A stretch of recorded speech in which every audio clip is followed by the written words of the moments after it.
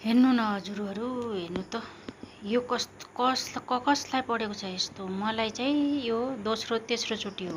हेर्नुहोस्, पहिला मेरो यो हात काटिएर हड्डीभित्रको हड्डी शुद्ध देखिएको काटिएको थियो है। यो 6-7 सालपछि मैले चुडा लगाएको, फेरि पनि आज इतिहास उसै ठाउँमा दोहोरियो साथीहरू है। चुडा लाउन बित्तिकै काटिहाल्छु म हात, के गर्ने हो।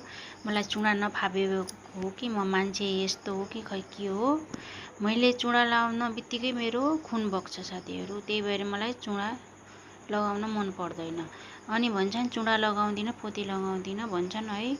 के गर्ने, यस्तो हुन्छ। खुन यति बग्यो, मैले धारामा यति धोएँ, तर यो अहिले पछिको देखाएको हो हजुरहरूलाई, यसो भिडियो बनाऊ भनेर।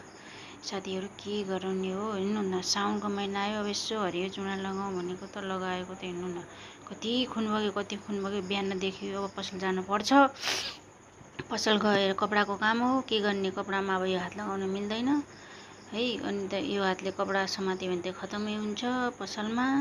हेर्नु त साथीहरू, यो चुडा लगाएकी थिएँ मैले आज, यो चुडाले मलाई काट्यो। तपाईँहरूलाई पनि काट्छ कि काट्दैन हो। यस्तो दिमाग खराब भएको छ। यो पहिलाको घाउ हेर्नु न, यो 7 महिना लाग्यो यो घाउ भल्लिन, फेरि यति पाक्छ मेरो हात, पाक्ने ऊ छ।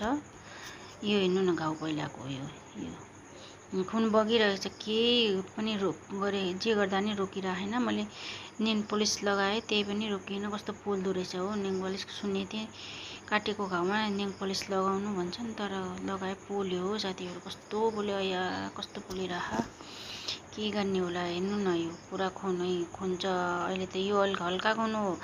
एकछिन अगाडि चाहिँ मैले धारामा धोएँ, पुरा खुन छ साथीहरू। के गर्ने होला।